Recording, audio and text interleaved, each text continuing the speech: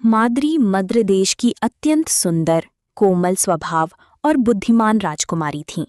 वे महाभारत की प्रमुख पात्रों में से एक मानी जाती हैं। उनका जीवन प्रेम, त्याग और दुख से भरा हुआ था। महारानी माद्री की कथा। मद्र देश के राजा शल्य की बहन माद्री बचपन से ही बहुत सुंदर और गुणवान थीं। उनके सौंदर्य की चर्चा दूर दूर तक होती थी। जब हस्तिनापुर के राजा पांडु के लिए योग्य वधू की खोज हो रही थी, तब माद्री का विवाह पांडु से हुआ। राजा पांडु की पहली पत्नी कुंती थी, लेकिन कुंती ने माद्री को हमेशा छोटी बहन की तरह सम्मान और प्रेम दिया। दोनों रानियां प्रेम से साथ रहती थीं। कुछ समय बाद राजा पांडु वन में शिकार करने गए। वहां उन्होंने गलती से एक ऋषि को हिरण समझकर बाण मार दिया।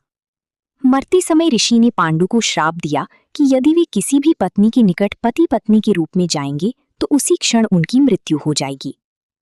इस श्राप से दुखी होकर पांडु ने राजपाट छोड़ दिया और दोनों पत्नियों के साथ वन में रहने लगे। वन में रहते हुए पांडु को संतान की इच्छा हुई। कुंती के पास एक दिव्य मंत्र था जिससे देवताओं का आह्वान किया जा सकता था। कुंती ने वो मंत्र माद्री को भी दिया। माद्री ने अश्विनी कुमारों का स्मरण किया। उनकी कृपा से माद्री को 2 तेजस्वी पुत्र प्राप्त हुए, नकुल और सहदेव। दोनों ही अत्यंत सुंदर, बुद्धिमान और वीर बने। एक दिन वसंत ऋतु में वन का वातावरण बहुत सुंदर था। राजा पांडु माद्री की सौंदर्य को देखकर अपने श्राप को भूल गए। जैसे ही वे माद्री के पास गए, श्राप के प्रभाव से उनकी मृत्यु हो गई। पांडु की मृत्यु से माद्री अत्यंत दुखी हो गईं।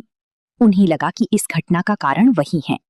उन्होंने कुंती से कहा कि वे 5 पुत्रों की अच्छी देखभाल कर सकती हैं, इसलिए नकुल और सहदेव को भी कुंती के पास छोड़ दिया। इसके बाद माद्री ने अपने पति पांडु के साथ सती होने का निर्णय लिया। अग्नि में प्रवेश करने से पहले उन्होंने अपने दोनों पुत्रों को प्रेम से देखा और कुंती को सौंप दिया।